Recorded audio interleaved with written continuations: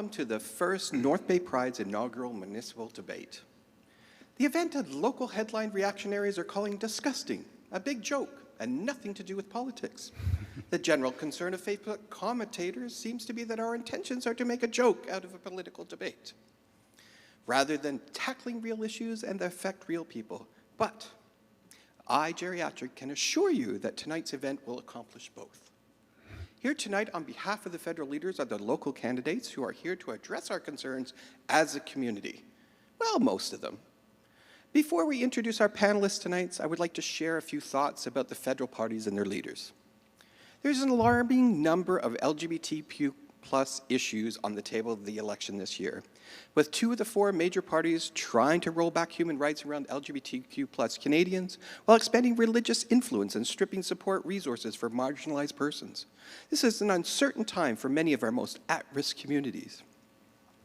On a federal level, one party, for instance, wants to reverse Bill C-16, support conversion theory, and drastically reduce funding to healthcare, all while making it easier for Canadians to own guns, spew hate, and die from COVID because, well, let's just say freedom. These decisions are huge letdown to the entire LGBTQ community, apart from Caitlyn Jenner and Joe Exotic. There's a real possibility of a majority win with this election. One party is standing on a platform that thoroughly details everything they hate about another party and vaguely outlining their usual promises.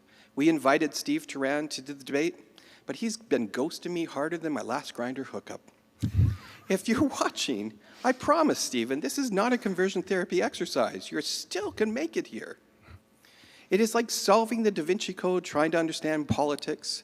While the campaign for an election, Canadians are frustrated, they're tired, and want something we cannot see when it comes to politics. I understand this. I relate to this. We all understand this. However, I'm not sure the party leaders are quite getting it. Because why else do they do national debates that are world stage answers? What about me? What about you? That is what we want to know. COVID, no matter what you believe, whether real or you believe it's the flu, has changed how we think, and we need our politicians to start to do the same. And that's not a reflection on the candidates right here. They're here willing to listen. Well, most of them are here willing to listen and answer our questions, which is always really exciting. Now more than ever, the needs of marginalized and at-risk Canadians need to be addressed. Each party has the opportunity to change the current state of our LGBT, Indigenous, immigrant, and underprivileged communities for the better or much, much worse, which at the end of the day help everyone. When you help the most vulnerable or marginalized communities, we all benefit. We all win. Even just the tax spending is helped when we help all communities. Therefore, we need a debate that will encourage our municipal leaders to respond to the concerns of those marginalized communities. A debate hosted and led by an inclusive community organization such as Pride is not just about Pride community, it's about all of us. And we need to stop being the I society.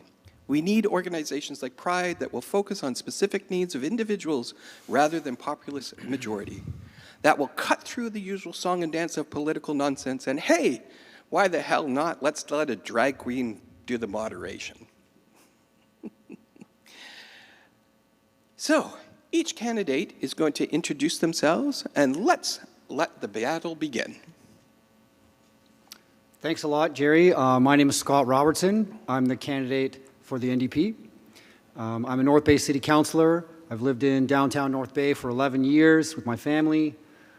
The issues that are most important to me are the issues of housing, chronic homelessness, mental health. I'm just going to cut you off, Scott. It's just a quick introduction with pronouns. We'll get to that. My name is Scott Robertson. Pronouns are he, him.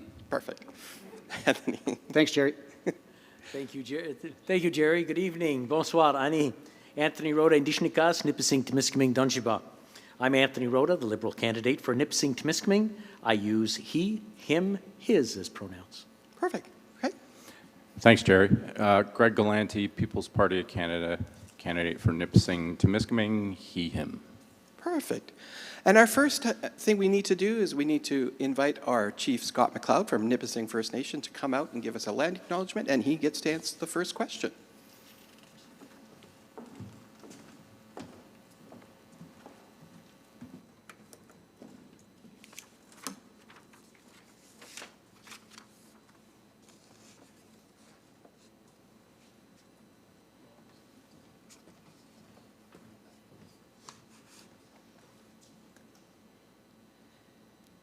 Anin kinawea, zongabwe dijnakas, bising dunjaba, shaga dodem. Good evening, everybody. My name is Scott Macleod, and I am Chief of Nipissing First Nation. I would like to welcome all our guests, viewers, and candidates to this evening's event to the traditional territory of the Bising Anishinabeg, also known as the Nipissing people. Physical evidence has shown that these lands have been occupied for over 1,000 years, 10,000 years. To put this in perspective, we are talking over 5,000 years before the construction of the massive stone monuments such as the Great Pyramids of Egypt and Britain's Stonehenge. Over 6,000 years before the last woolly mammoth roamed Wrangel Island in the Arctic Sea. 7,000 years before the height of Greek civilization. 8,000 years before the construction of the Great Wall of China and the birth and death of Jesus of Nazareth. I mention these historical events to you tonight because all of you have varying degrees of knowledge about these events. But what was not taught to many of you in the mainstream educational institutions is that while all these historical events were happening here over in the Eastern Hemisphere, here in the Western Hemisphere, a rich history of events were also happening. A history that developed our languages, our cultures, our spiritualities, our nation relationships with other Indigenous nations, our economies, our shared knowledge, education, technologies, and most certainly our governance systems. But all of this was to be altered forever in the most impactful paradigm shift we were ever experienced in our nation's history. In the 350 years following John Cabot's first contact with the Mi'kmaq nations in what we now call Newfoundland, many wars broke out over the vast resources of our lands, and by the 19th century, Britain had become the dominant foreign nation in our territory. In 1850, in an effort to preserve our way of living, which is essentially all those thousands of years of history and culture that I speak of, we signed what's known as the Robertson-Huron Treaty of 1850 with the British Crown. However, the spirit and intent of that treaty was short-lived. By 1867, the new British colony signed the British North American Act with the British Crown to become the Dominion of Canada. Wasting no time, in 1876, Canada passed the Indian Act, effectively wiping out all of the cultures, languages, ceremonies, governance systems, and rights of those Indigenous people. Since then, our fate has been in the hands of the foreign to us, Canadian government, and we are now all learning the true history of that relatively short relationship in contrast to our nation's history in our territorial lands. It has often been a challenging relationship, but there is always hope for a positive change. We are here tonight to listen to the candidates who wish to become the ones who will carry on this relationship and move it forward.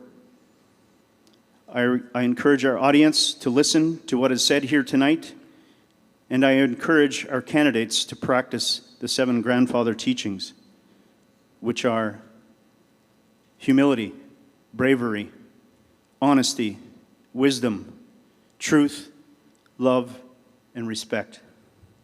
Miigwech.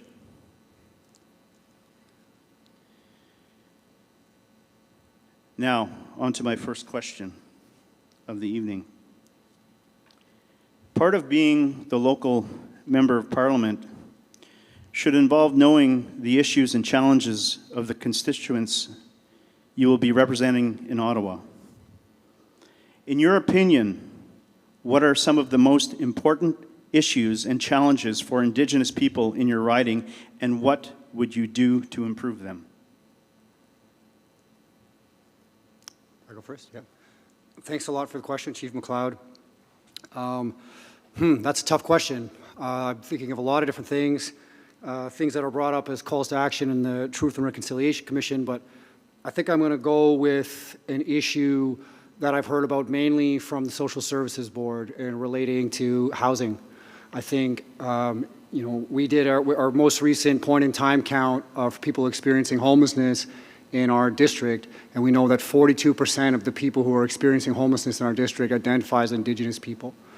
And I think that's the NDP has a philosophy of a housing-first approach. If people want to have a healthy lifestyle, if we want to have healthy communities, people need to have access to safe and affordable housing.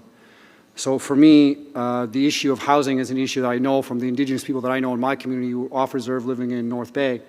And it's an issue I've heard about across the district. And if I had to choose one priority related to the local situation for Indigenous peoples here, I would choose the issue of housing.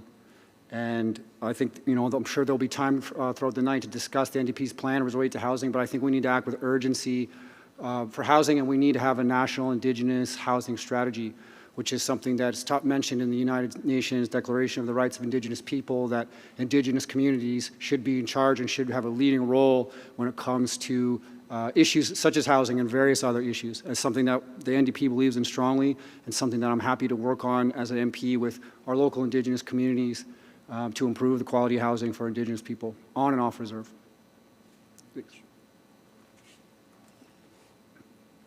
Chimigwech, Scott, there's a number of issues out there, education being one of them, learning about our history, about your history, our history together as Canadians. That's one. The other one is coming together, and one thing we've discussed before is industry and business on First Nation lands.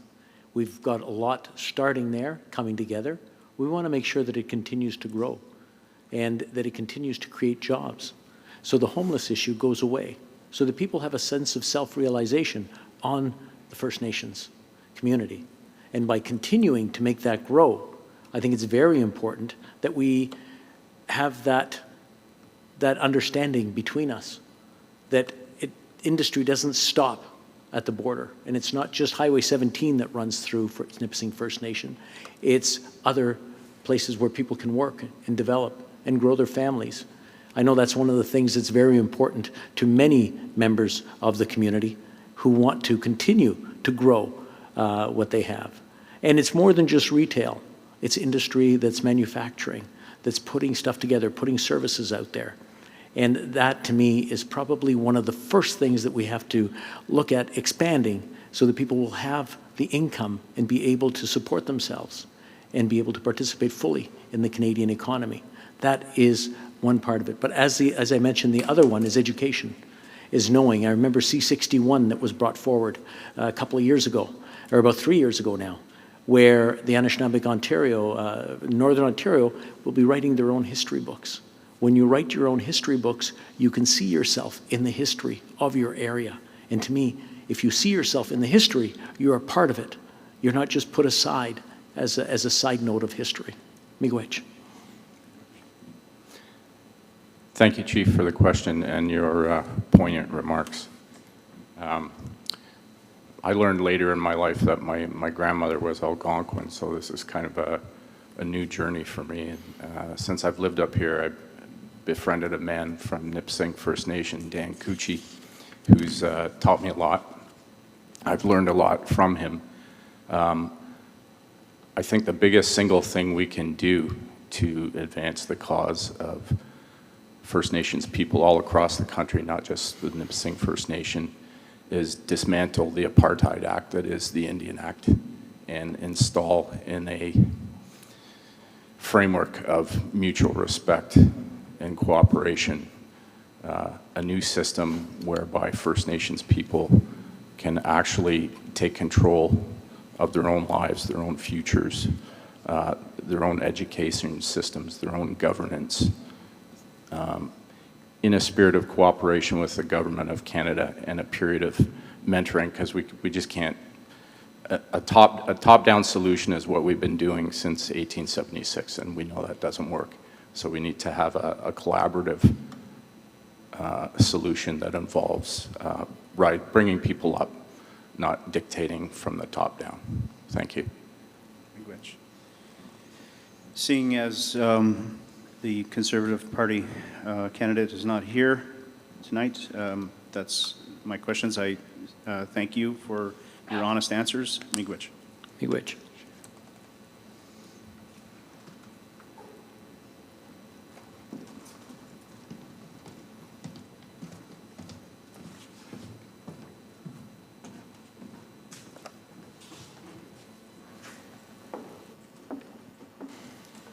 Thank you, Chief Macleod. We greatly appreciate you coming out and doing that for us. I actually just have a follow-up question to that.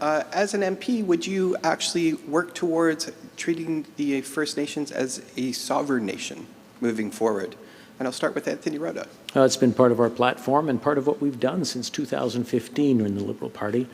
The negotiations happen from nation to nation, and it's developing that way. As Greg mentioned, the Indian Act is something. I talked to Carolyn Bennett, who is the minister in charge of that. And she says she's the only minister whose main objective is to be out of a job by the time her job is done. And that's something that I know we take very seriously. The Indian Act is something that's in place, and it restricts a lot of the movement, a lot of the freedoms of Indigenous people. And that's something we want to continue. There has to be a certain amount of independence that is there for First Nations communities. And by having the conversation nation to nation, that's how we can get ahead. And we can open up that discourse. And we've started it. We want to continue it and keep going from there. Some of the actions we've taken to date are making sure that the United Nations Declaration of Rights and Indigenous People was put forward with C-15. That was passed. We want to implement that. The Truth and Reconciliation Commission's calls to action, we've got 80% implemented so far. There's still 20% to go, and it can't happen fast enough. And just making sure that everyone has the proper care. I know sometimes medical care on reserves is not the best. We want to make sure that the hospitals and schools are in place and work well. And that's something negotiating between nations takes place. We can't dictate down. We have to find out, we have to realize what is needed, what is required, and then make sure that it happens. Thank you. Greg? They already are nations across the country. The trick is, it's not a trick, the solution is putting the systems in place where they can transition to governance without old white men in Ottawa telling them how to do it. And I have to comment about Carolyn Bennett. She was just berated by First Nations staff in her office as being a condescending old white woman telling First Nations people where they belong. It's in the media. I don't have the exact publication with me, but it's everything that's wrong with Indigenous affairs in this country. And it's everything that's wrong with how we treat our Indigenous people. So we got to transcend that. And I used this term last night, it's kind of corny, but we got to make reconciliation action. So didn't the Jewish community speak out against you today for some comments as well? I did not. My campaign received no comment from the Jewish community. It's on the 5 o'clock news. Nobody contacted my campaign from the Jewish community. Okay. I made a tweet about the mayor of Ottawa who compared, he was using dehumanizing language to people who are unvaccinated, like the Prime Minister does. And he made a comment critical of people trying to compare, or suggesting that people who are unvaccinated are comparing themselves to Jews. And I said, I'm a historian by education, and he was talking about the end of the Holocaust. I mentioned the beginning of it started with inflammatory language and demonizing people and labeling people. That's where that came from. a CTV reporter called me and said the Jewish community was up in arms. Nobody from the Jewish community contacted me. It was a tweet that had minimal interaction, and Okay. nothing came of it. You might want to go back and check, but okay. Scott, go ahead. I'll just quickly comment on that. I'm sorry, I can't let that pass without commenting on it. I think, it's okay to have strong opinions about vaccinations and about vaccine mandates. I have no problem with that. I certainly respect your right to have those points of views, but I think when you start getting into comparing a pandemic response here in Canada to atrocities of the Holocaust, for me, that's beyond the pale, and I just have to mention that before I move on. So back to First Nations self-governance. Definitely, that's a key part of the NDP's perspective on reconciliation. Reconciliation is defined as developing a relationship of mutual respect between nations. And that's what we believe in, that's what the NDP believes in. I'm glad that Anthony mentioned the United Nations Declarations on the Rights of Indigenous Peoples, because self-governance and self-determination is a key part of that declaration. It's a shame that Canada was one of the countries that obfuscated their responsibilities to that going far back as 2007, when I think we were one of 4 countries who voted against ratifying that in our country, or at the UN. We're very glad that the Liberals have finally joined us in fully ratifying that in the federal government, and we look forward to putting those actions into place, including the concept of self-governance, First Nations communities, Indigenous communities, Inuit, Métis self-governance as well. I can open it up for debate, but if you'd like, on that subject, or it seems like we're all pretty much in agreement, I think on C-15, I'm glad the NDP has joined us. It is our bill. Okay. All right, we're going to move on. Fran has written us a question, and she's talking about climate change that we all know is extremely important to everyone. We all know the national platforms around climate change for each party. The question comes up, I own an older home. It's contributing to climate change. It would take me $20,000 to retrofit my home, and I can't wait on tax credits. I can't not wait on grants to repay me. How do I change my home as a middle-class income and $20,000 in repairs to help the goal of reading climate change? And I'll go with Greg first time. Wow. This could get technical. I'm a former renovator.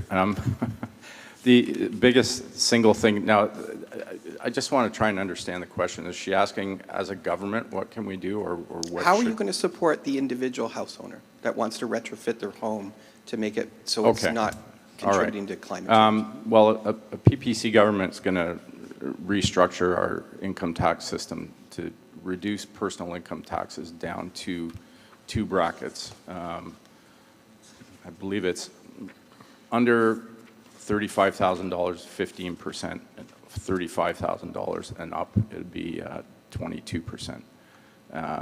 Hopefully putting more money in the pockets of people so they can do those types of things on their home.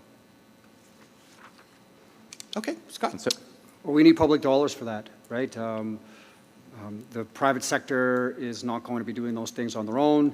You're right when you say that, people can't wait on elaborate programs and rebates and tax credits. We need direct public investment in that.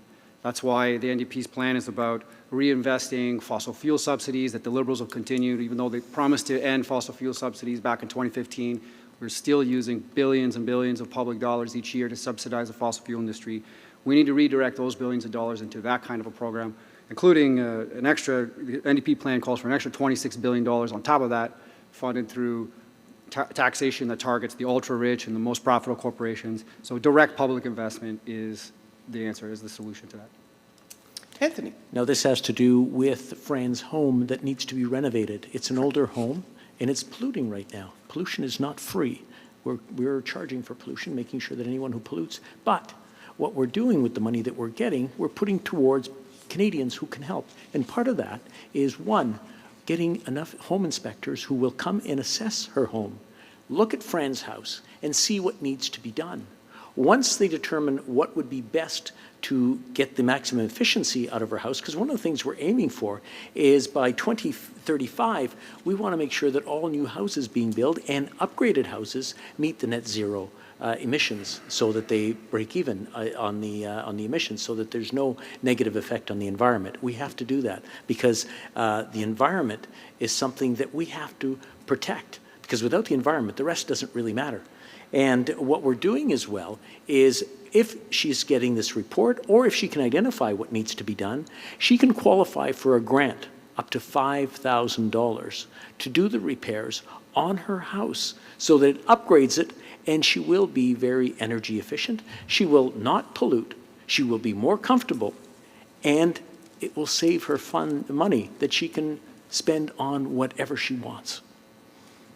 Okay, go ahead, Scott. Sorry, I'll take up on that too. I know this is our third night in a row of debates, and I really don't want to be here and just slag the Liberal Party. That's not what it doesn't give me any pleasure. I know that's not what people want to hear, but it's my role as a candidate here, I think, to address some of that. And when Anthony talks about carbon pricing, it's great. That's certainly an important tool in addressing climate.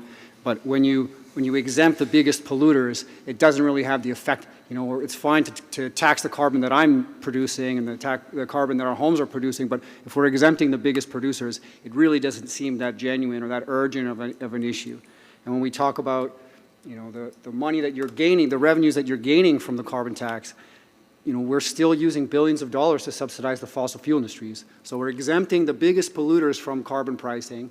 We're turning around and sending billions of dollars to the fossil fuel industry, and as well as spending $5 billion or more, depending on who you ask, on buying fossil fuel infrastructure, buying a pipeline, major fossil fuel infrastructure. So, I can't let it pass where it's kind of like talking out of both sides of your mouth. And that's the role of the Liberal Party, right? They play both sides against the middle. They like to make sure they say what they need to say to people who are concerned about climate. They make sure they say what they need to say to the fossil fuel industry. And then somewhere in between, we're left with half measures or action that's 30 years too late.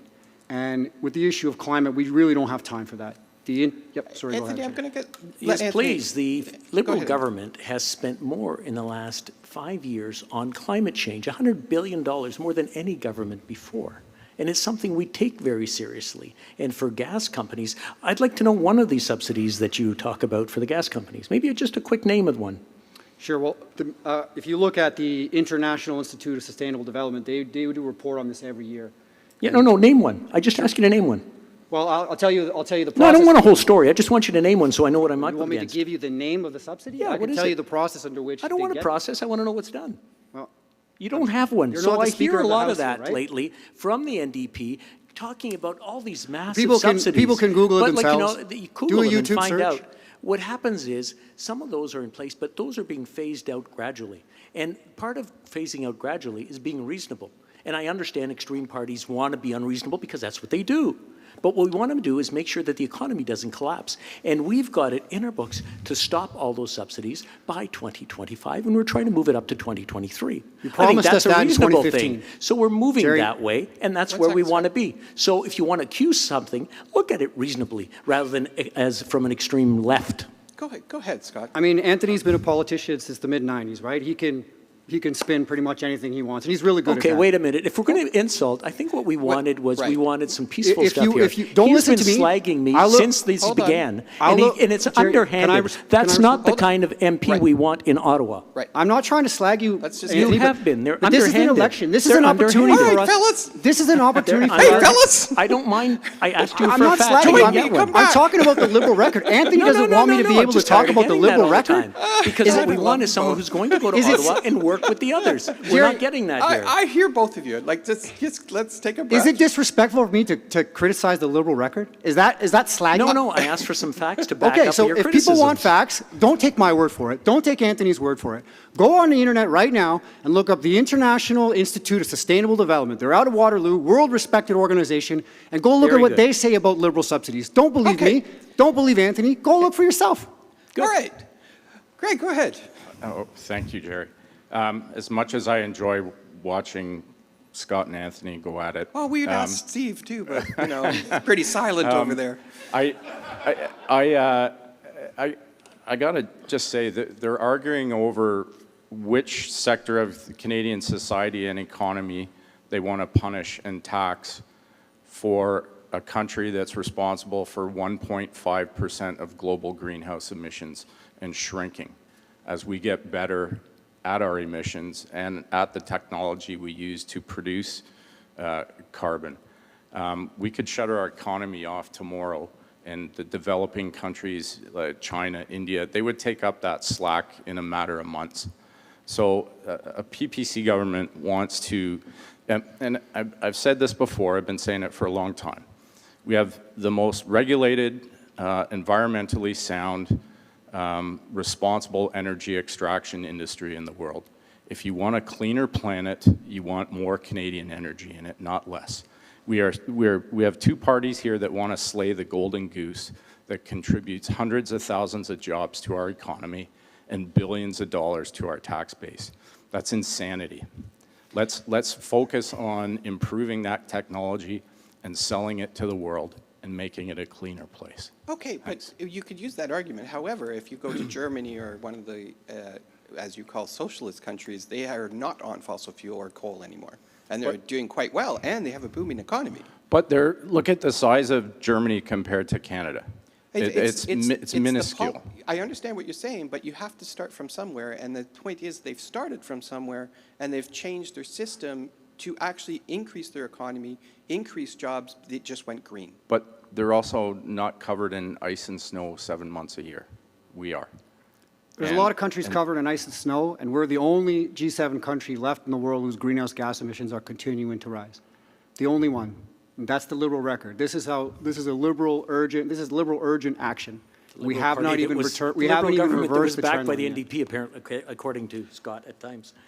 I don't know why you're so sensitive about me criticizing your record. That's what elections are about. I'm just pointing it out. Pigeons! Okay. I'm just pointing it out. No, what we have to do is we have to decrease our reliance on fossil fuels. There's no question. We have to eliminate it, and that's what we're doing. We have to do it at a speed, at a pace that is as fast as possible without actually killing the economy. And that's something that we can do, and we are doing. Fair enough. I hope, Fran, I hope you appreciate that one. Anyway, I am actually going to be calling on Alice Rose, who is a trans person from the north. She's originally from Sudbury. She now lives in Toronto. She's actually here working with Pride this weekend for some of the events. We're very excited to have her. She opened for Colin Mockery last year. And she has a question for the candidates, including Stephen. You're so quiet over there. Maybe we should have given him a chair. Maybe he's exhausted. Come on out, Alice. All right.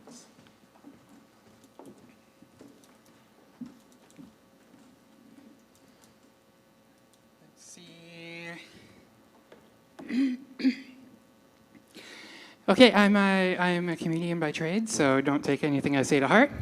Thank you all for taking time away from your campaigns, your families, and Margaritaville for joining us tonight. I understand that I at least believe that every great party should have a great campaign slogan. And of course, we have great slogans such as for the NDP, Ready for Better, the Liberals, Forward for Everyone. I couldn't help but notice that the PPC does not yet have an official campaign slogan. So I'm wondering, I decided to write a couple for all of you. I'm wondering if you'd like to, if you're interested in any of them and you want to take them to your party leaders, see if we can make a national change, something like that. You know, I'll just put it out there. You take it if you want it. Let's start with the NDP. If Jagmeet is interested, I'm thinking we'll get around to it. NDP, the Bruce Springsteen of political parties. I like that one. I really like that one. One final one, the NDP, not just a pretty face. Also, that's good. So far, the last two, for sure. For sure. All right. For the Liberals, just sort of bouncing off, not just another pretty face. I think Justin can adopt a great motto, not just another black face. The Liberal Party of Canada, because we're also afraid of change. And then finally, the first rule of Lib Club is you don't talk about our genocidal past. Conservatives, unfortunately, we don't have a candidate here. I am a huge fan of Ghost Ad, though, so I think we'll we'll continue. We'll continue. For the Conservatives, I propose, in response to the Conservative Recovery Plan, just a gentle reminder, relapse is also part of recovery. The Conservative Party, business in the front, kind of a police state in the back. And then finally, for the LGBTQ community here, whether you're out of a job, money, or lube, there's always Alberta Oil. Finally, for the PPC, I'm sorry I've given a little too much focus on the PPC party. I would like to see a great slogan. I think it's punchy. I think it's beautiful. I think it's relevant. How about Make Canada America Again? The PPC, big government for people who hate big government. Oh, sorry, no. Big government for people who hate people. The PPC, because 21st century problems require 17th century solutions. And then also I've written not quite a tagline, but a bit of a joke. I like my government like I like my coffee. Bitter, expensive, and supported by a system of unfair labor practices in underdeveloped countries. I do have one serious question to leave you all with. I just wanted to cut a bit of the tension in the room. And see if we can't have a little bit of fun, because it is Pride, right? Okay, so my question to all of our candidates here is, with promises to cut taxes and balance the budget, what does healthcare spending look like in your budgets, particularly regards to, particularly in regards to supporting HIV care, gender-affirming surgeries, and addictions recovery? Who's first? Is that me? Greg? Greg first. Greg first? Okay. Thanks, Alice, for the question. So, Canada, we have among the highest per capita expenditure in the OECD on healthcare, but we have middling outcomes. So our system is extremely rigid because of the way it's constructed, with the federal government mandating the Canada Health Act and then distributing the money to the provinces. So what our proposal is that the government gives up its HST and flips that money back to the provinces. It's about the same or more money a year as what the federal government currently gives to the provinces. And then we want to have the provinces transition to completely running their own health care. So it's not the same in Ontario as it is in Alberta or PEI, so they have the flexibility to run it the way that they want. And I'm kind of a fan of France's system, where they have privately delivered, publicly funded healthcare. So if Greg and Alice want to go open an MRI clinic and generate an income from that using our own capital or borrowed capital, we're free to do that, and we bill the public system, which pays for that. And that's how France is able to get around wait times. It's how they're able to get around seeing a specialist in a quick time. So I'm a fan of that, and we think that doing that, getting the federal government out of the province's way in delivering health care, would see better outcomes for everybody for the money that we spend. Right, and for your writing, how do you see expediting healthcare services and offerings to marginalized and at-risk communities? That's a good question. Again, I'm not sure if we follow that model and we get the federal government out of that and we let the province take that over, then as the federal government, we're not going to have, I don't want to say input, but we're not going to have the control over healthcare that the federal government does. And again, as I said, our system's really rigid now. Like there's not the flexibility there. Scott, you're next. Okay, so I got to make sure I address those point by. First of all, we're not proposing a cut in spending to healthcare. We're proposing increase in spending to healthcare. We're also proposing the lowest deficits because we understand we need meaningful revenues by taxing the super rich and the biggest corporations, closing loopholes, and a whole slew of other revenue tools that we're talking about. But specifically on HIV, you mentioned, right? Yes. Okay, so, shout out to U equals U, first of all, and a lot of the great advancements that we're having in HIV treatments. But part of the U equals U means keeping your antiretroviral. You have to have medication for that to keep your, what do they call it? Sorry, I'm losing the terminology, but you need to have expensive medication for antiretroviral medication that's going to keep your numbers down so that you can remain undetected, so that you're untransmissible.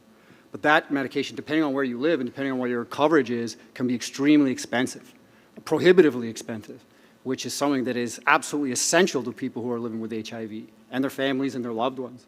And so the NDP has proposed and has long proposed a Pharmacare system, something that, I know you're getting a little upset the more I criticize the Liberal record, Anthony, but that was something that was proposed by We've got it underway. That was something that was proposed by the Prime Minister back in 2015, and we still don't have that. And so people who are living with HIV are still having to pay, in some cases, thousands and thousands of dollars a year for antiretroviral medication. So the Pharmacare program that we will always be pushing for, no matter who forms the government, the more NDP MPs you have in Parliament, the more likely you are to have Pharmacare, universal Pharmacare, so that we can address that issue.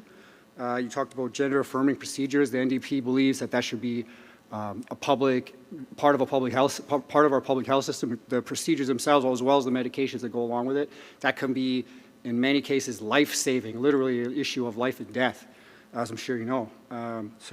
We've definitely got the backs of queer and trans people when it comes to access to health care, and the NDP has always been unequivocal about that, and we don't mince words about that. Did I hit all the points?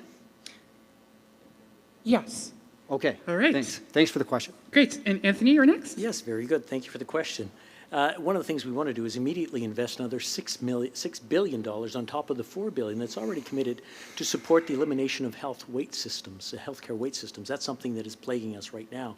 We want to provide $3.2 billion to the provinces and territories to hire 7,500 new family doctors, nurses, and practitioners. That will reduce the wait list and get better service all around. There's something that is very important. Part of that will be attracting these doctors to rural Canada, including North Bay, including the smaller communities around. That's a very important part to get the service that we need. And that will be done partially by aiding them, partially by giving them some breaks on their student loans if they move to a location that needs a doctor. As far as HIV goes in treatment, we do have some plans to, we do already for, what's the word I'm looking at, for the catastrophic illness, making sure that there's funding there for the ones that are very expensive, and that's something we continue on. As Scott mentioned, Pharmacare is something that we have been talking about, just as we have with childcare. With childcare, we have 7 of the 10 provinces and 1 territory already in an agreement. If we lose, then the Conservatives get in, and that's all gone. With Pharmacare, we're working with the provinces, again, because it is provincial jurisdiction. What happens is we're working with the provinces, we have an agreement with PEI, and we're trying to emulate that agreement with all the other provinces. A little bit at a time, one province at a time, we will see Pharmacare be there for everyone. And because of the jurisdiction, those negotiations have to take place. And Pharmacare will cover much of the medication that is needed. Are we allowed to address that? Yeah? Mm-hmm. So, again, I have immense respect for you, Anthony. You know it's my role here as a candidate to You don't have to excuse yourself. Just say what you have to say. I know, but I just felt like you were getting upset there. I just want to make sure you know. I'm just pointing out the facts. Okay. So when he talks about if we lose this election, we're going to lose childcare, we're going to lose Pharmacare, we're going to lose the legislation on banning conversion therapy, we're going to lose the legislation on mandatory minimum sentences. I'll be honest, it sounds like we're being held hostage on that. We could be in Ottawa doing those things right now. The NDP believes in Pharmacare, has always believed in Pharmacare. We could be working on that right now. The NDP believes in universal affordable childcare. We could be working on that right now. We could be working on conversion therapy ban. We could be, all those things. That legislation, that conversion therapy ban legislation is in jeopardy right now. And that's because the Liberals decided to call an election. There is absolutely no reason. They're saying, well, we better not, if we lose, we're going to lose all those things that are important to all of us. Well, we could be there working on it now. Scott, Why put it at jeopardy? I'm just going to cut you there because we're going to touch on some of those a little bit later. I just feel like we're being held hostage. I'm gonna Better give- vote for us or we're going to lose all this stuff that we could be working on right now. I got you. I heard you. Anthony, I'll give you a minute to respond to that. Yes, because most then definitely. No, we have one more question, then we're going to take a I'm just quick break. pointing out that if the Liberals don't get back in, then nothing's going to happen with that.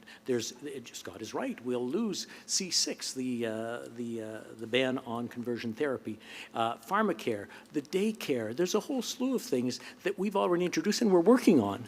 But what happens is, if the Liberals don't get in, it's likely that the Conservatives, I'm not saying that the NDP won't get in, but it's like, the chances are pretty slim. So if it doesn't go that way, I'm just pointing out what will happen.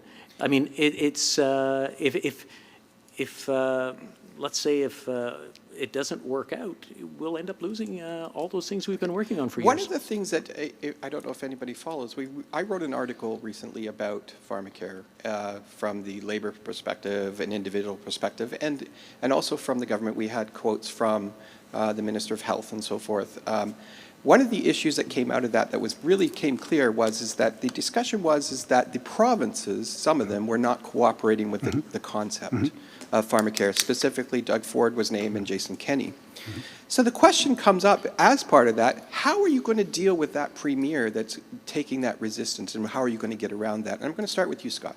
Sure. And I think the Liberals like to make us think that it's impossible because of the struggles we have with the provinces. That applies to childcare. It applies to a whole host of issues, particularly anything related to health, anything related to education, right? All of those issues require cooperation with the provinces, but that doesn't make it impossible.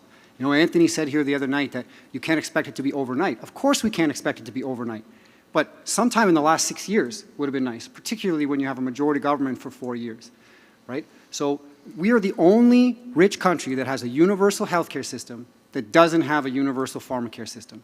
This is not a natural law. It does not need to be that way. It's not an impossible target to hit. Is it difficult? Sure. Does it require a lot of work? Absolutely it does. Do you need the cooperation of the provinces? Absolutely. But that work could be being done right now as we speak in Ottawa.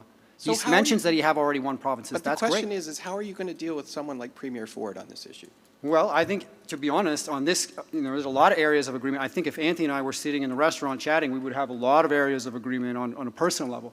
And, I think that what he spoke about the other night in terms of you knock one province off, in this case with Pharmacare PEI, and then the other provinces start to see, well, we don't want to lose. Anytime you offer money from the federal government, anytime you're offering federal transfers, eventually they're all going to come in line. Once they see the other provinces having Pharmacare, everyone in PEI is talking about how great their Pharmacare system is.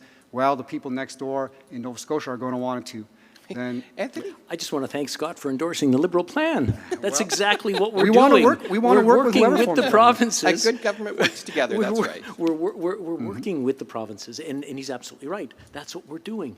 We're working with one province. That's how we did it with childcare. They didn't all come on board and say, hey, we want to be a part of it. There's still 3 that are not there, and there are 3 Conservative governments that really don't want to have anything to do with it, but we keep working on it, and we're hoping that with time, and I'm sure it'll happen, the people of the province will say this is important to us, and we have to have it. Pharmacare, like childcare, is going to be like that. Now, we're going to have some laggards. Ontario, Alberta, Saskatchewan, those are our 3 laggards who, well, they have a right-wing ideology, and they don't believe that government should be involved. I think government should be playing a role with people to make life better for them. Pharmacare is part of that, just like childcare is. And that's something that helps the economy grow. It helps people get back out into the job force, because if they don't have to worry about getting sick, or they don't have to worry about buying medication because it's provided for them, they can buy it early enough, get treated, and then they have a fuller life, and they're contributing to society. Greg, how would you deal with that? Can you tell me in the health minister's comments about, I'll use Mr. Ford, and I'm no fan of Doug Ford's, and Anthony, he's not a Conservative. Was cost the reticence on the part of the Ford administration? The comment is that the certain premiers were not cooperating with the concept of Pharmacare. Okay. Well, the PPC has no problem with the concept of Pharmacare. I think you and I touched on it a bit when we had our earlier discussion. And I think if you change the funding framework like the PPC wants to do, and the provinces have a bumper crop of cash, and the federal government is responsible for mandating standards and not forwarding the money, because the provinces are raising their own through taxation, peer pressure will come into play, as Scott and Anthony said. As one province adopts it, another province is going to have to do it, and I think that's the way you do it. Fair enough. Stephen? We can wait. Do you need to write something down? Okay. No comment from the Conservatives. So what we're going to do, the first thing I want to say is, Alice Rose, thank you very much. Please, it was not directed at our candidates in any way. It was just a little poking fun at everybody, so let's not get too serious about it. I'm not sure it relieved any tension. You might have ratcheted it up a little bit, but all in good fun. So we're going to take a 2-minute break, allow our guests to get some water, and we'll be right back with you. This is Geriatric. See you all in a few minutes, pigeons.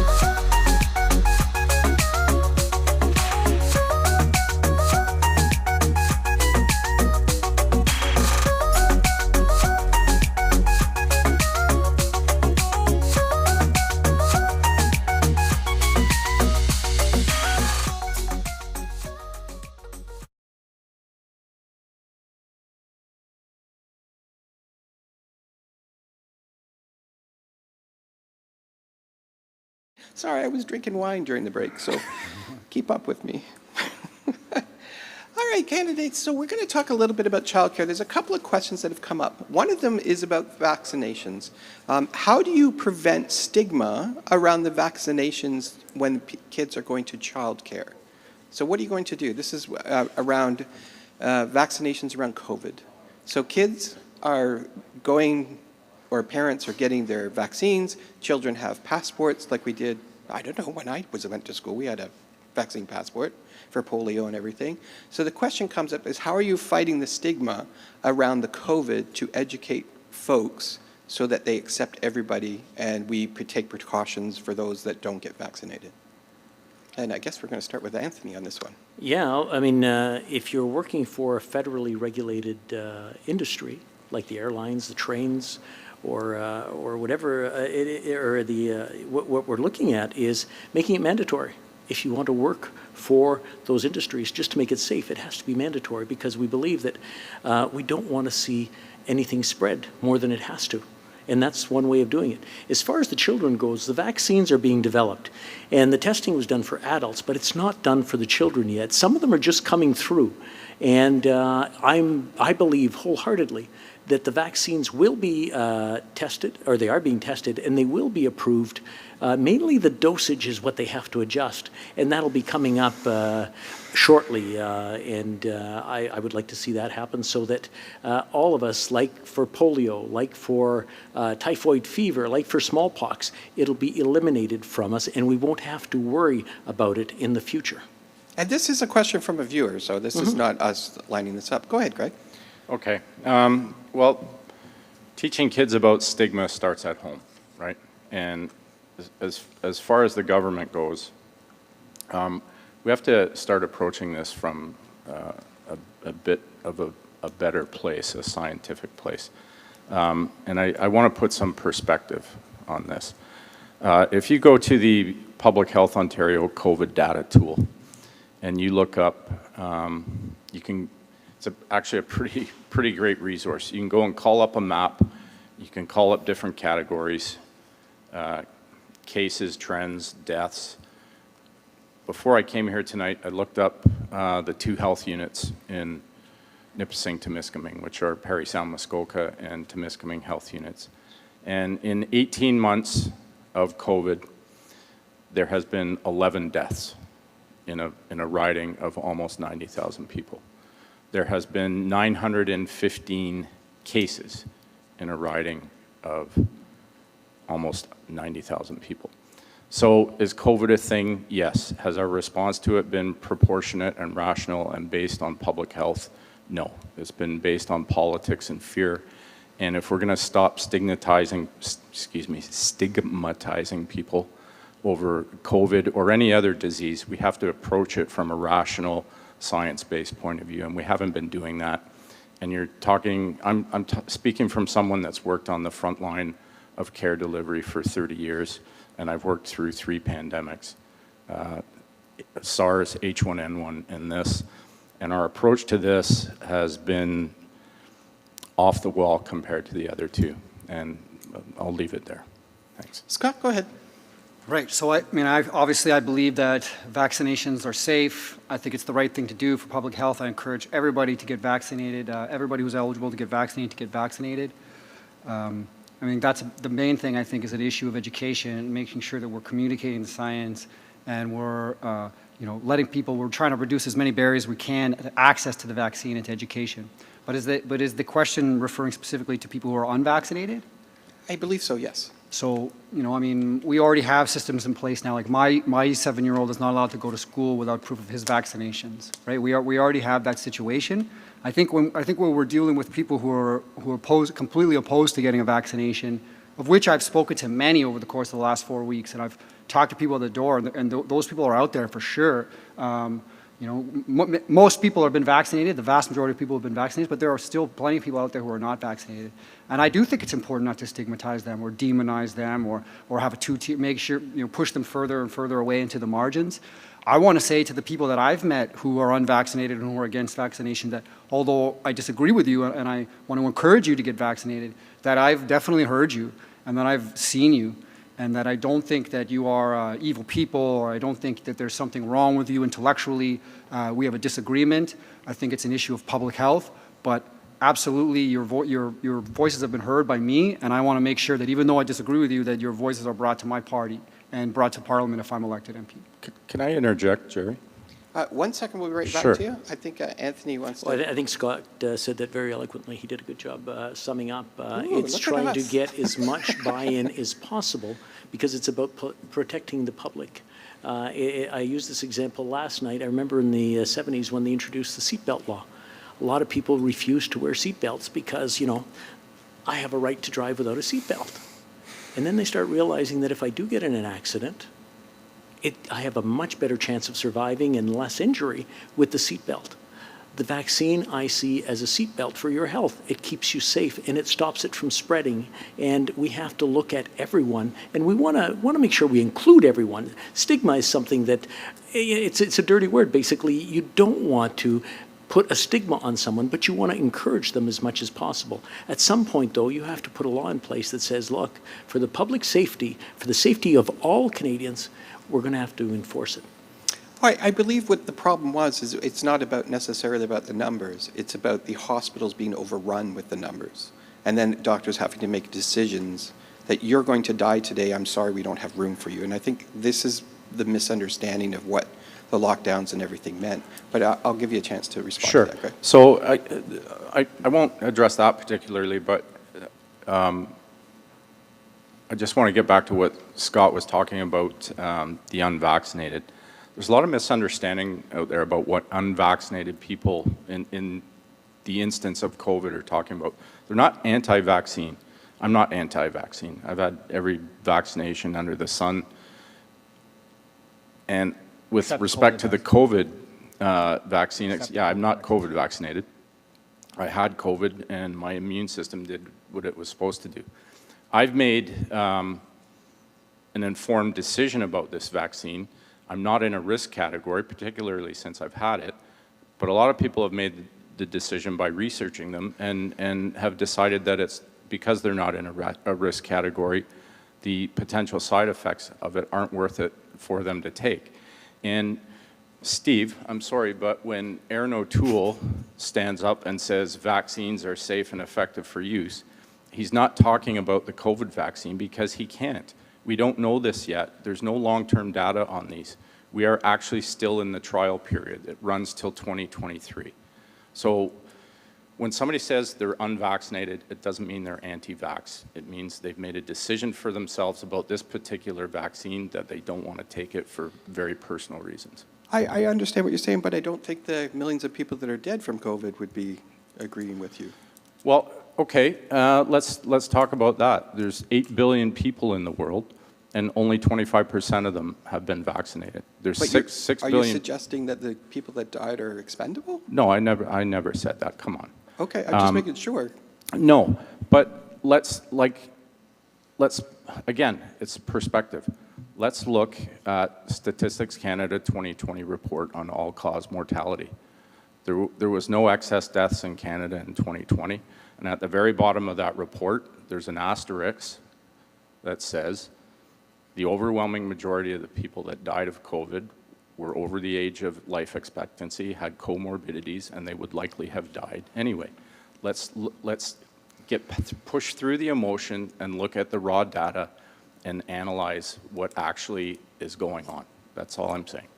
Okay.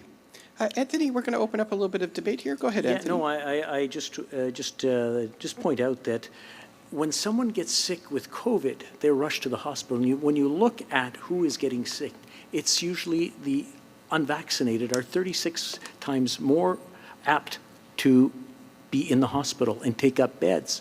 Now, let's say I have a heart attack, or you have something that has to be done right away, or elective surgery. You go in and all the beds are full. So any surgery that you have cannot be performed because the beds are full with people who have COVID. We were importing them from other cities because we had room. The people of Nipissing, Timiskaming were very careful. We wore our masks. We were very careful. We distanced. We were very serious about COVID. So we had room in the hospitals. But in a lot of cities where they don't have the room, they weren't practicing safety, like Alberta or like Toronto. What ended up happening is people with elective surgery or surgery that is important but may not be life-threatening right away, they get postponed. That's where it really starts affecting other people. So your choices not to get vaccinated causes other people to suffer tremendously. And that's where we look at it, and as a country, we have to make some decisions. Or I guess, I'm sorry, as a province. I realize this isn't federal, and a lot of this is provincial.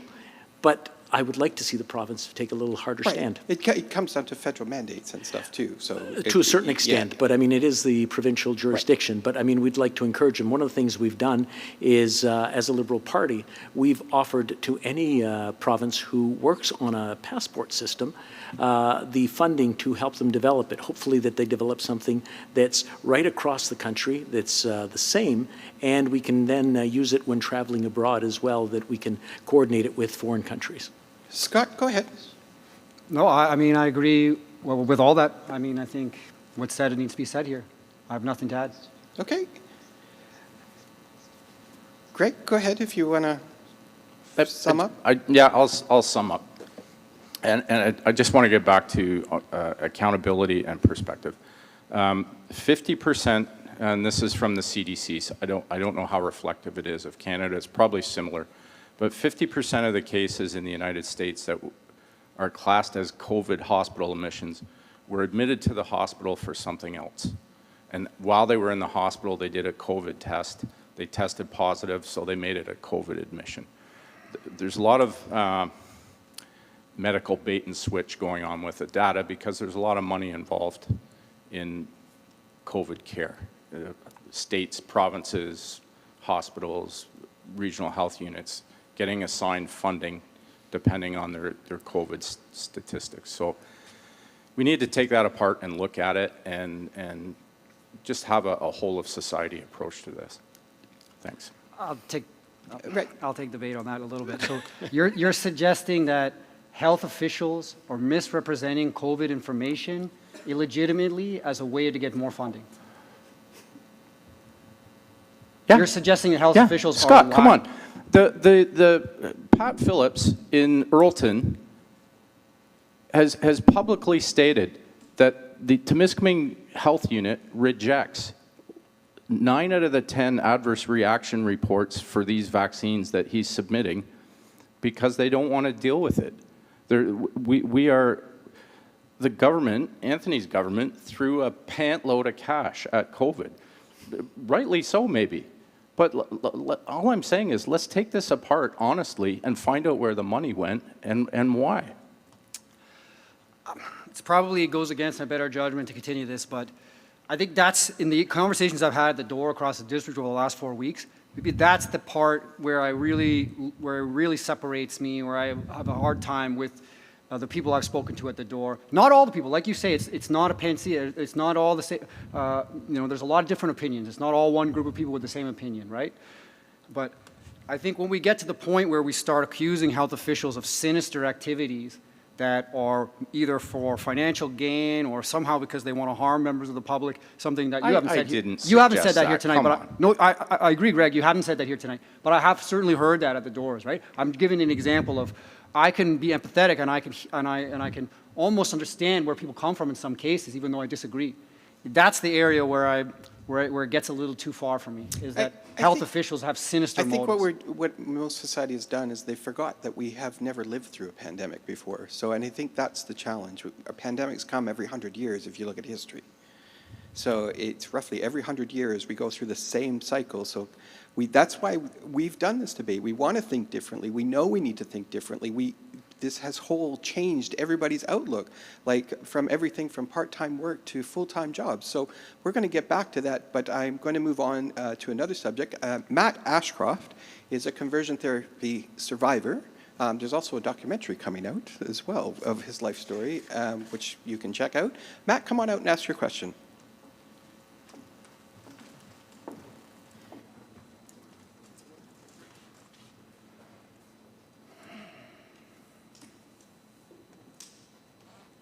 For the introduction. Can you hear me? No, I think the mic's not on. Hello? Hello? No. Can you hear me? Yep.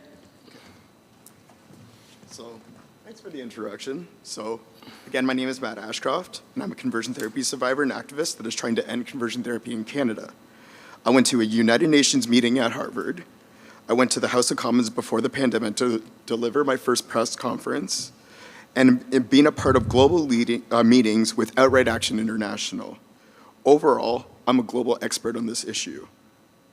My question for all of you is, what are you going to do to your local community and abroad about protecting LGBT IQ plus communities from conversion practices, starting with you?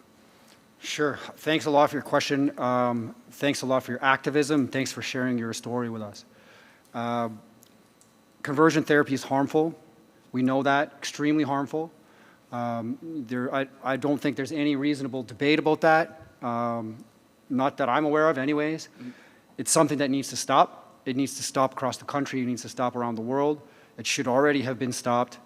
We need to ban conversion therapy, use any tools that are available to the federal government to ban conversion therapy and make it a criminal offense. Unequivocally, no mincing of words. It's as simple as that. people are hurting, people have been traumatized by this, and we want to make sure that doesn't happen again. And we want to honor the people who have shared their stories and people who have educated us, like you are tonight, about the trauma, about the harm that comes from conversion therapy. And we should be doing that right now. We shouldn't be on this stage. We should be in Ottawa making sure that that legislation passes. And so what are the practices that you're talking about, like specifically with conversion therapy? Any type of, I'm reluctant to use the term treatment, but any type of treatment or, pseudo-treatment or pseudoscience that is trying to, deny somebody's identity or get somebody to change their identity, we know that that's a harmful practice. Thank you so much. Go ahead. So thank you for sharing that, sharing your story with us. And it's not an easy thing. And C6 was the bill that got passed in Parliament. It wasn't unanimous. The NDP was on board. The Liberals were on board. The Bloc was on board. Some of the Conservatives were on board, but we got it through. Unfortunately, it got held up in Senate. And some Conservative senators held it up and killed it. We will reintroduce C6 under another name probably, but it will ban conversion therapy. Conversion therapy prevents people from being who they are. We have a Bill of Rights, the Charter of Rights that protects us. It allows us to be who we are. If somebody's trying to change us that fundamentally, there's a problem. Nobody has the right to tell me who to love, to tell you who to love, or how to act. And to me, that just goes right down deep, and we do not accept that in Canada. You have a right to be you. I have a right to be me. That's the fundamental principle. It's not about LGBTQ rights. It's not about anything else. It's about human rights. We have the right, and that's something that I will defend right till the end. Thank you. Thank you. And a question for you. Thanks, Matt. Thanks for the question. My first conversation with Jerry, she brought the issue up, and I had to confess that I didn't know a lot about it, and I've since read more about it. But I said to her then, I can't stand on this stage and say I'm against somebody coercing somebody to take a medical protocol that they don't want and then turn around and be opposed to somebody coercing someone like you into a therapy that they don't want. So I'm supportive of C6. I understand that it's been a bit of a political football. In my brief reading up on it, it's been kicked around and probably should have been passed a long time ago. I will say this is kind of the faith part of me that gets in the way is I have concerns. I understand the concerns of parents that have minor children that are worried about. We'll get to that. Yeah, okay. But do you understand where I'm coming from? Yep. And that's the only part of my concern. I know that the bill was amended language, but in principle, I'm for it. So Maxime Bernier, your leader, Yep. said, Bill C6 criminalizing conversion therapy should be defeating. Forcing young gays and lesbians to change who they are is wrong, but helping children suffered from gender dysphoria to accept their body instead of butchering it is right. So is you and your party transphobic? No, I wouldn't say so. Like, I think if you take that statement, I think it's referring to minor children. Like, and we can agree to disagree, but I don't think a 7-year-old knows if they're a male or a female. Like, they can have the feelings that way, but I think they're too young emotionally and developmentally to make that decision. And I understand the concerns of parents. Like,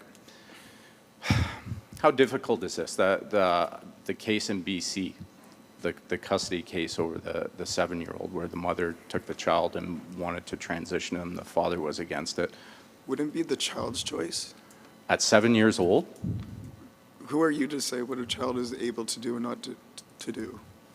They are free to make decisions. They go to a playground and play, for example. They go with their friends. They're allowed to. That's a big jump from going to a playground to play to transition to another gender. I think it's a longer process than that. I think you need to be a little bit more educated when it comes to that. Thank you. Okay, maybe you can educate me. Maybe a trans person could educate you. Thank you so much.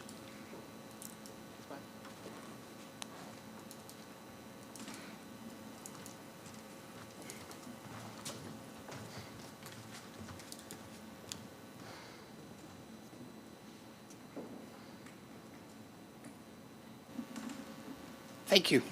Thanks, Matt. I appreciate your questions. I think just to clarify, what he was after was that you support the child while they're doing figuring out their gender identity. Of course. You don't take them to conversion therapy No, no, to no. take that out of them. That's not what That's what I'm suggesting after, at if I all. got it right. Absolutely not. Okay. All right, so there's a couple of questions, and then we're going to wrap up. Boy, the time sure goes quick, doesn't it? I would ask Stephen Turan about this and some of the Conservative MPs that were not so supportive of the conversion therapy ban, but once again, we can't. Thanks, Stephen. I guess some things are not so important. There's an individual that has written a question. The question is, they have, during the pandemic, they worked 3 separate jobs. They were all part-time work at minimum wage. This is how they were making their ends meet. During the pandemic, they lost their jobs 3 times, with the shutdowns and everything that happened. Went back to work. And they don't want to go back to work because they now realize working 60, 70 hours a week is no way to make a living or work, and have a life. The question is we talk about jobs coming and creating jobs, and every party's done that. So how do we create jobs that are full-time with benefits so that person can work 1 job and live off the wages they're making? And I'm going to start with you, Anthony. That's a good question. I think we all have to take a look at this as a society and look at what minimum wage is. Now, at the federal level, we've established a $15 an hour minimum wage, and I can see that going up as well. Inflation has come up, it's crept up, and it is more expensive to live. So I think we have to look at paying people more. Some of the stuff we've done is we've extended EI sickness from 15 to 26 in case somebody gets ill. So at least they'll have an extension on there. Because if you're ill, and 26 weeks should give you enough time, 15 weeks does not always work. Now, we created CERB, which helped a lot of people get through COVID-19, and that'll be phased out. So what I see happening is people going back to work and demanding more. As far as going to work, if you have children, it makes it very, very difficult to pay for daycare. We have the agreement with 7, as I mentioned earlier, with 7 provinces and 1 territory. That's 8 agreements within Canada. We want to see that in Ontario, Saskatchewan, and Alberta as well, so that anyone with children will not just be working to pay the child care and early childhood education. Those are 2 areas that will help the child and allow the parents to go out and work and earn a half-decent wage. Now, one of the things that is not in our platform, and I've been promoting in Ottawa, is a basic income, where Canadians can have that base income regardless of whether they work or not. Because right now, if you're on ODSP or welfare of any sort, the minute you start earning, you start losing. But if we were all given a base income, for those who earn more, they'll give it back in taxes. But if everybody gets that base income, it'll be a lot cheaper to administer, so we'll have savings there. And what will happen is people who are on welfare won't have to walk away and lose money. What they'll be able to do is go out and work and earn more. And I think it'll make us a lot more productive and put a lot more people to work and increase and improve our quality of life. Greg, go ahead. Okay, thanks. I'm just trying to chew on that for a second. So I think where we see the future going, where good high-paying jobs are skilled trades and the STEM fields. And we need to devise strategies from the federal level. And again, we're getting into stuff that's a lot of provincial and municipal jurisdiction with respect to education and apprenticeships and things like that. But there is a role the federal government can play in developing the strategies that promote these and getting people into skilled trades. A lot of the people, small business people I have talked to in the campaign, said they can't find people to work and find skilled people to work. So if we can funnel more people to the skilled trades and then in post-secondary, the STEM fields, when they come out of that education process or the apprenticeship process, they do have a good paying, high paying job with benefits that they can only work one job. Go ahead, Scott. Sure. This is a core issue for the New Democratic Party. You know, we don't answer to the big telecoms, we don't answer to big pharma, we don't answer to the fossil fuel industry, but we do answer to regular people, and we do answer to workers. And we have a long, long track record of trying to improve working conditions for Canadians. So talking about the minimum wage, we're glad that after a long time of fighting for this, the Liberals have finally, you know, instituted a federal minimum wage of $15. The NDP realizes that $15 an hour is not enough to have an affordable life, and we want to increase that to $20. That's part of our plan. I'm glad that Anthony brought up the concept of the basic income, and I'm sure he does believe in that. I don't question his sincerity in that at all, but that is not a part of his party's platform. They have no plan to institute that. The NDP has a plan to begin working on guaranteed basic income for all Canadians, starting with people who are living with disabilities and seniors. So it increases income supports for those people, because I've heard across this district from people who are living with disabilities and seniors whose income supports are insufficient to maintain their lifestyle or to just have a basic quality of life. So on top of that, we are always fighting for paid sick leave for people, because we know that people who are working in low-income jobs cannot afford to take unpaid sick leave. So we are always fighting for paid sick leave for people. We are promising major public investments in infrastructure and housing that is going to create lots of jobs, redirecting fossil fuel subsidies towards infinite industries in the green sector, which is going to create lots of good jobs. But we are also going to do lots of other things to make life more affordable for people who are out there working hard and trying to make a living, including, like we've talked about, Pharmacare, like we've talked about universal affordable child care. We're going to work seriously and pull the levers hard on affordable housing to make life more livable for people who are working. And I also want to mention quickly on the wages. We have a lot of programs in place to incentivize higher wages for employers, particularly small businesses. We fought for a 75% wage subsidy when the Liberals wanted it to be a 10% wage subsidy. That allowed employers to increase their wages and make better working conditions for workers. On the issue of the CERB, the Liberals originally proposed an $800 a month CERB, and then it was $1,000, and we finally pushed them to a $2,000 a month CERB. So the idea of people who lost their jobs in the pandemic, which I heard plenty of those stories across this district over the last 4 weeks, that was an extremely stressful, and it still is for a lot of people, an extremely stressful experience that is putting a lot of pressure on them emotionally, financially, and otherwise. And so we were very proud. I'm going to move just over to Anthony and give him a chance to respond. Thanks, Jerry. Yeah, I want to thank the NDP for supporting us in CERB and all the other programs that we put forward. I mean, those are Liberal programs, and we are very much there for the people, and it's pretty obvious.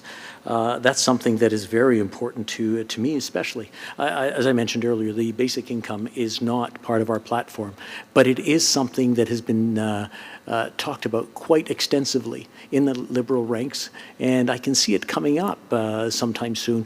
And that's one thing nice about the Liberal Party, is it's open to both sides. We're in the center. We'll steal the best ideas from both sides and make them work going forward. So it's not left, it's right. It's not right, it's forward. And that's what we do. So if anybody wants progressive legislation, then they know where to place their X. All right, there's going to be one final question because we're just running a few minutes over, so I don't want to drag it on and give you a moment to give your last closing remarks. The question now has come up that with all the programs that you have going in taxes and so forth, so the individual said, I pay my fair share of taxes every time. Every month it gets deducted from my check. How are you going to enforce the ultra-rich that are paying less taxes than me pay their fair share like I do? So I'm going to start with Scott. Thanks, Jerry. A really good question. Once again, that is absolutely core to the NDP. We are the only party that is going to talk about meaningful revenues. We have the most ambitious spending programs that are going to be directed at making life better for regular Canadians, for people across the country, and addressing the issues that are critical in this district in particular. And so we are promising the most ambitious spending, but we're mitigating that with meaningful revenues that is actually going to lead us with the lowest deficits of all the parties, according to the PBO. So the CRA has told us that they know what's going on with tax havens, offshore tax havens, tax cheats, big corporations that are not paying their fair share of taxes. In 2015, in the Parliament, there was tabled a report that outlined all of these schemes and how they work, how tax cheats make it happen. The CRA has told us that if they had added resources, they could bring in $12 billion in those tax revenues that from people who are hiding them now. They need a little bit more resource. The NDP plans to make a $100 million investment in the CRA, which the PBO says will bring back $12 billion in revenues. We also have a plan to place a 1% wealth tax on the people who have $10 million or more, which will raise $60 billion over the next 5 years. Raising corporate taxes from 15% to 18%, where they were just a few years ago, right? This is not some radical approach. This is where the corporate tax was not a few years ago, and it didn't have a crazy impact on the economy. Corporations didn't flee. They were here when it was 18%. That'll raise $25 billion. Various other tax measures that over the course of the next 5 years will raise $166 billion, because the people of this district and the people across the country know that we need a pandemic recovery. And we know that it should be the most profitable corporations and the richest, wealthiest Canadians who pay for it. And that's the NDP plan. We are unequivocal about that. It's never been done before. If we want to change how this works, we need to vote differently and we need to behave differently. Great, go ahead. I love Scott's passion. He speaks Thanks, very Greg. well. Thanks. But unfortunately, we've been down this road before, and when we try to tax the ultra-wealthy and the big corporations, they're not ultra-wealthy and big corporations because they're stupid. They just move their money. And these policies, to hear Jagmeet Singh and locally Scott like that, although I don't think there's any billionaires in Nipissing, Timiskaming, unless Anthony's hiding a few bob. Hate to let you down. But they're probably already planning to move their capital. So I don't think that's a solution. I think we have to grow the entire economy. And just, I'm a bit of a statistics wonk, but I think it's the top 15% of earners in this country already pay like 37 to 39% of the income taxes collected by the CRA. 33. So thank you. 33. So punishing those people more isn't going to solve our problems for us. I think we have to do broad-based tax reform, grow the economy, and move on from there. We are moving into a place where we need an economic recovery big time. Inflation's going up. Debt, if mortgage interest rates go up on mortgages, we're going to be hurting. So I think broad-based tax relief to stimulate the economy is the way we got to go. Thank you. Anthony? When we first came into power back in 2015, one of the first things we did was we raised taxes on the top 1%, and that helped us help the average Canadian. And we helped Canadians get ahead, whether it was helping out with family credits, child care credits, where they actually got money every month for their children. I mean, tax credits are nice, but the average family can't wait till the end of the year to get their money. They need the money now to operate. That's why it's important that if we're going to give a credit or give any kind of a payment, it has to be just that, a payment to the person so that they can spend it now and it will help them raise their families. That's something we've already done and we plan on increasing so that the average family can do well. And as far as taxing the ultra-rich, I like to look at it as more as closing loopholes. Yes, the report was submitted to Parliament, and there is work being done on it so that we can close those loopholes. And we want to make sure that they're closed.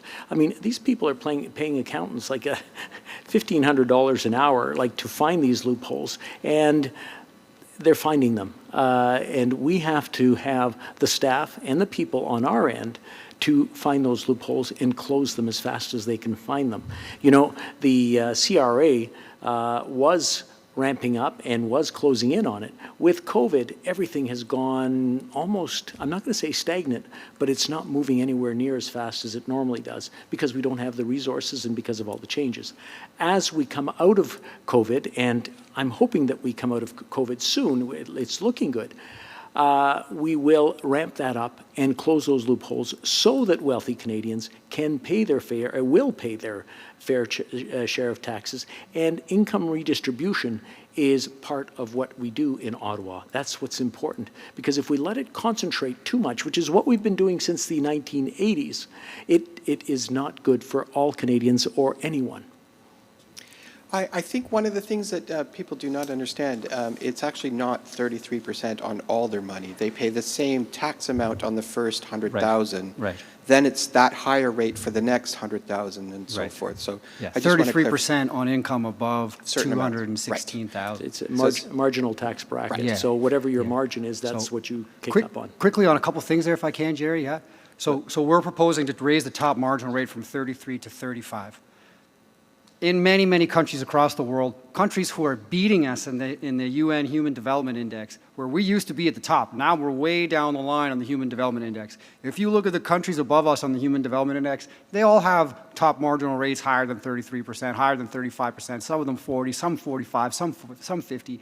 And the people don't just walk away and leave the country and stop earning income. Right? That's not what happens. We hear fear-mongering all the time when you talk about making the very top earners pay their fair share. And with respect to Anthony's comment about what's happening, in closing the loopholes, well, the pandemic came long after that report was submitted. I don't know how long we have to expect Liberals, we have to wait before Liberals actually take action on things. This is the hallmark of the Liberal Party, is delay, half measures, measures that are too late. 2015, the report is tabled, and they have 4 years of majority government before the pandemic. I'm going to give Anthony if that was a priority, they would have acted to respond on to that, and then we're going to wrap this up. No, and I'll give you a minute as well, Greg. delay is one way of describing it. Doing it right is the better way of describing it, and making sure you've got everything done right. We saw what happened with CERB, and this is not pointing at one party or another. When you try to rush something through, you end up with massive problems. You talk about loopholes. CERB had money going to people who didn't qualify. Now they have to pay it back. That is a problem. So when you put something like this in place, you want to make sure that you well researched it. You've got the right experts who have looked at it, and it's going to work. Because I've seen it happen too often where people will rush a bill through or rush legislation through, and it's a disaster. It's something that won't work, and it'll be a problem. So I understand the NDP wants to do something. They've never been in power, so they really don't know what it's like. I'm sorry, they did in Ontario, and then he crossed over to the Liberals when he realized reality set in. But when we look at it, we want to make sure that it works first and that it's well thought out, not just kind of willy-nilly saying, hey, we want to do this. It's a great idea. I'm not knocking the ideas, but I'm saying that we have to make sure it's well thought out. You're good. I would ask Stephen on this. I think Conservatives should be actually here. This is one of their areas, but again, not interested. Anyway, so I want to thank each candidate. I want to thank all our viewers for all the questions. I'm sorry we did not get to all of them, Pigeon. We tried. It's been a tough go, but we're going to allow you closing remarks, which I believe are 3 minutes. Yes, and we get to start with Scott, and then we'll wrap this up. Thanks a lot. I really appreciate the time that was spent putting this together. Jerry, you did a great job. Thanks a lot to Pride for hosting us. The other candidates have heard my closing remarks for the last 3 nights in a row, so it might be getting a little boring for them, but j'aimerais dire une couple de choses en français, si c'est possible. Je sais que plusieurs d'entre vous parlent français ici, dans Nipissing, Timiskaming. Si vous avez pris le temps de nous écouter ce soir au complet, je sais que c'est clair que nous sommes différents, que les candidats sont différents, les partis que nous représentons sont différents. Et le message que nous allons envoyer à Ottawa, dépendant qui nous allons élire, c'est un message qui est très différent. It's an extremely different message that we're going to send depending on who we elect. And the outcome of this election is not predetermined. Sometimes in a first-past-the-post election, we can feel that way. And, it's not to bring up yet another Liberal failed promises, which was electoral reform in 2015, but the people of this district have the power to elect whoever they want. Stranger things happen in election all the time. We can elect anybody who's on this ballot. And I know from listening to you at your doors over the last 4 weeks, I've had literally thousands of interactions with voters, direct interactions with voters across this district. I know that you think we should be doing better. And the message that you're going to send, if you elect me as your representative, is a message of hope, a message that we can do better. If you elect me as a representative, the message that you're sending is that you want massive investments in social determinants of health, in social infrastructure, things that are going to make, that we know are going to make our communities healthier, things like affordable housing, childcare, pharmacare, dental care, vision care for people who don't have coverage. We know that you want bold action on climate. We know you want bold action on truth and reconciliation. We know you want bold action on the opioid crisis, which is something we didn't talk about tonight, but it's a huge, huge issue in this district. If you send me to Ottawa, that's the message you're saying, that you want bold action on those things and that we can be doing better. If you send me to Ottawa, the message you're sending is that you think in the pandemic recovery that the very, very rich and the wealthiest companies should be the ones paying for the recovery, and you think that we should have the lowest deficits by raising that meaningful revenue. And by contrast, if you elect Greg Galanti, you're sending an extremely different message. If you elect Steve Trahan, you're sending the message that we're okay with the privatization of our health services and other services, even if we have higher deficits. And if we send a Liberal, we're giving a pat on the back to the Liberal government. We're giving them a pat on the back for calling this unnecessary election. We're giving them a pat on the back for the failures in climate action. We're the only G7 country whose emissions are still going up. They haven't ended the fossil fuel subsidies like they said they would in 2015. Go look that up, International Institute of Sustainable Development. Right? They have failed us on Pharmacare. They've failed us on affordable childcare. They've failed us on a whole host of issues on the opioid crisis. We don't often hear our Liberal member talking about those issues outside of election period. If we elect the Liberal, we're saying that we prioritize the prestige of the speakership versus sending a candidate who's going to be a champion for the issues that matter in this district. I'm asking you to do something you've never done before in Nipissing, Timiskaming, and that's send an NDP to go and be a champion, me as an NDP candidate, to go and be a champion for the issues that matter here, and I will not let you down. Thank you, Scott. Anthony? Thank you very much, Jerry. I want to thank everyone, thank Pride, thank everyone who's tuned in tonight for taking the time to listening this evening. As I mentioned earlier, areas that I want to concentrate on are job creation, housing, Indigenous services, $10 a day childcare, protecting the environment, Pharmacare, services for seniors, human rights, and there's so much more. Ce sont des enjeux qui vont améliorer nos vies et avancer notre société. Et pour faire sûr que ces bénéfices sont implémentés par le gouvernement et viennent à Nipissing-Timiskaming, nous nécessitons un député capable et dédié. Je suis cette personne. And I was just saying in French that in order to get everything that we've promised, everything that is being worked on, we have to send more than a message. We have to send an MP, someone who's going to represent us in Ottawa, not someone who's going to come back with Mr. Singh's messages for us. I have always believed that human rights are human rights. They're rights. Someone's sexual orientation, skin color, and cultural origin do not determine whether rights apply. They apply to each and every one of us as Canadians. We have the right to be who we are. You have the right to be who you are. Understanding the importance of representing everyone in the riding is one of the things that I believe is key to being a good MP. I believe that my experience and ability to identify opportunities greatly benefits the riding. I've always believed that the best way to good government is achieved by sending the best person available to Parliament, not the best message. You've heard from all of us this evening. My strengths are experience, trustworthiness, and ability to deliver to constituents. My track record in Ottawa includes being trusted by colleagues as I was the Ontario Liberal Caucus Chair, then the National Caucus Chair, and ultimately the Speaker of the House of Commons. That's something that Scott doesn't understand the importance of. My reputation is one of bringing people together to get results. On September 20th, I respectfully ask for your vote. Please vote Anthony Rota so that I can continue to serve you in Ottawa. Merci. Thank you. Miigwech. Thank you, Anthony. Craig? Thanks, Jerry. Thanks to Pride North Bay, Jerry, the questioners, Matt, Alice. We've done a bunch of these, and this was easily the most enjoyable. We try. I agree. I did a totally great agree. job. We try. Thanks very much.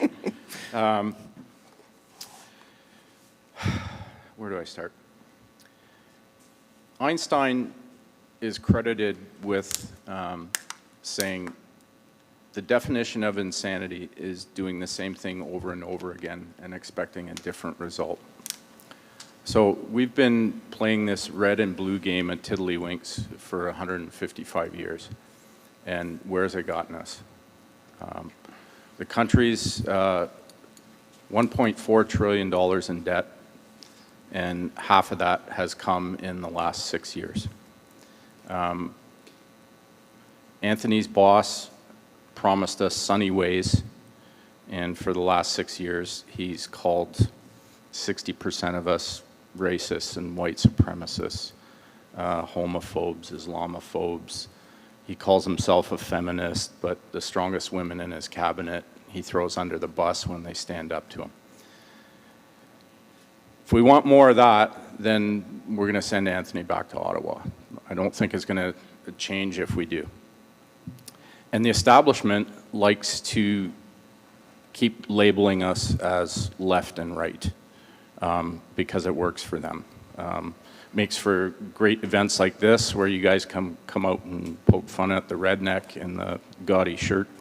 But it doesn't really serve a purpose other than to divide us. So the People's Party of Canada has 4 principles: freedom, responsibility, fairness, and respect. If you can identify with any of those principles or all 4, then you have a home with the People's Party of Canada. We don't, like Anthony said, we don't care who you sleep with, what God you pray to, if at all, where you came from, what your accent is. I have people that have supported my campaign from your community, from the Christian community, it doesn't matter. So let's change things up. If you want somebody that's going to represent you with integrity and stand up for your liberty, vote Greg Galanti on September 20th in the People's Party of Canada. Thank you. Thank you very much. Stephen? Oh, sorry. Sorry about that. Pigeons, here's what we say. We're just telling you to vote. We're telling you to get out and vote. Do your research, pigeons. Look up the platforms. Read what you like. Vote for who you think is going to do best for you. We're not going to tell you who to vote for, pigeon, but we're going to tell you to vote. It's very, very important. And the other thing is, unfortunately, the Conservatives did not feel confident enough to come and be at this discussion. He was welcomed with open arms, but he chose not to show up. And I think to our community, that's a clear message. So from there, I want to thank each candidate, and I wish you all the best in the results of the, you all get the outcomes you want. You won't, but you want. But I hope you do. And we're also, the other thing that's been asked is, are we able to send you questions afterwards? Because there's been several that we have not been able to get to. Sure, absolutely. And you'll answer Anytime. on social media. Yeah. Excellent. There you go, Jocelyn. Now, That's the Jerry, voice from above. is that going to be through the Pride page or our own? Or? No, we'll send it to you. Oh, okay, awesome. Yeah. Yep. Great. Perfect. So, Pigeon, never underestimate the voice you have and who you are. Get out and vote. Make a change. And we'll see you all this week for the rest of Pride. See you there, Pigeon. Bye-bye.